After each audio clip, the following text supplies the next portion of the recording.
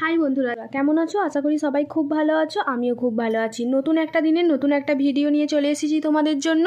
নতুন তাদের জন্যই কিন্তু এই ভিডিওটা হতে চলেছে, তাই অবশ্যই পুরো ভিডিওটা দেখো তোমরা। এর মাপটা কোথায় নিতে হয় এবং কোমর লম্বার মাপটা কতটা নিতে হয় এবং তারপরেও কতটা এক্সট্রা কাপড় রাখতে হয় সেটাই কিন্তু আজকে আমি তোমাদেরকে এই ভিডিওটাই পুরো দেখিয়ে দেবো। তাই পুরো ভিডিওটা দেখো তোমরা।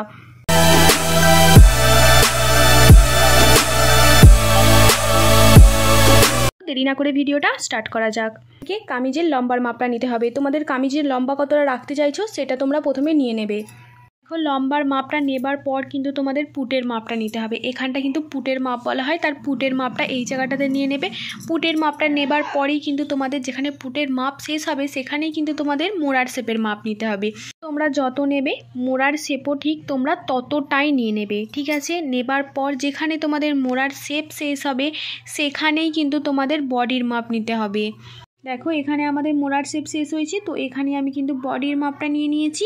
দেখো বডি তোমাদের যত হবে সেটাকে তোমরা 4 ভাগের 1 ভাগ তোমরা এখানে বডির মাপটা নিয়ে নেবে। বডির মাপ নেবার পরেও তোমরা এখানে 2 ইঞ্চি এক্সট্রা নিয়ে নেবে। অবশ্যই এটা সেলাই মার্জিনের জন্য। আর এখানে তোমরা বগলের একটা শেপ দিয়ে দেবে। এটা কিন্তু আমি ডিটেলসে একটা ভিডিও আপলোড করে দিয়েছি, তোমরা গিয়ে একবার দেখে নাও চ্যানেলে।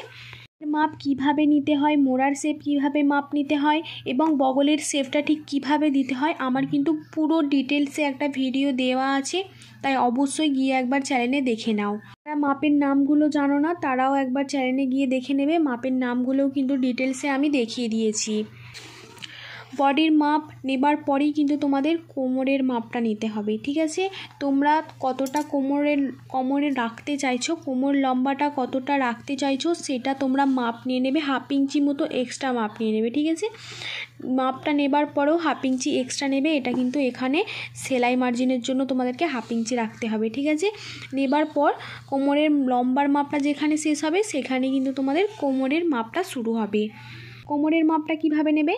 তোমাদের কোমর যতটা আছে, কোমরের মাপ যতটা হবে সেটাকে তোমরা 4 ভাগের 1 ভাগ নিয়ে নেবে। দেখো এখানে আমি 36 দিয়ে একটা দেখিয়েছি, 4 9 36 হয়, তো এই মাপটা তোমরা 9 ইঞ্চি নিয়ে নেবে। নেবার পরে তোমাদেরকে 2 ইঞ্চি এক্সট্রা নিতে হবে। এটা কিন্তু সেলাই মার্জিনের জন্য অবশ্যই নিতে হবে। তোমাদেরকে একবার বুঝিয়ে দিচ্ছি। প্রথমে তোমরা কোমর লম্বার মাপটা নিয়ে নেবে। নেবার পর কোমর লম্বার মাপটা যেখানে শেষ হবে সেখানে কিন্তু তোমাদের কোমরের মাপটা নিতে হবে। কোমরের মাপ তোমরা 4 ভাগের 1 ভাগ কিন্তু কোমরের মাপ নিয়ে নেবে। দেখো আমি 36 দেখেছি, 4 9 36, তো এই মাপটা তোমরা 9 নেবে। তো যে কোনো মাপ তোমার হতে পারে, তোমরা সেটাকে 4 ভাগের 1 ভাগ নিয়ে নেবে। নেবার পর তোমরা অবশ্যই যারা নতুন আছো তারা 2 ইঞ্চি নিয়ে নেবে সেলাই মার্জিনের জন্য। 2 ইঞ্চি সেলাই মার্জিন আমি এই জন্য রাখতে বলছি, পরবর্তীতে তোমাদের যখন সেলাই করার পর যদি ছোট হয়ে যায় তোমরা এই সেলাই মার্জিনটা নিয়ে কিন্তু সেলাইটা করে নিতে পারবে। এটা ভালো লাগলে অবশ্যই চ্যানেলটাকে সাবস্ক্রাইব করে দেবে এবং বেশি বেশি ভিডিওটা শেয়ার করবে। ভিডিওটা এই পর্যন্তই ছিল, ততক্ষণের জন্য বাই।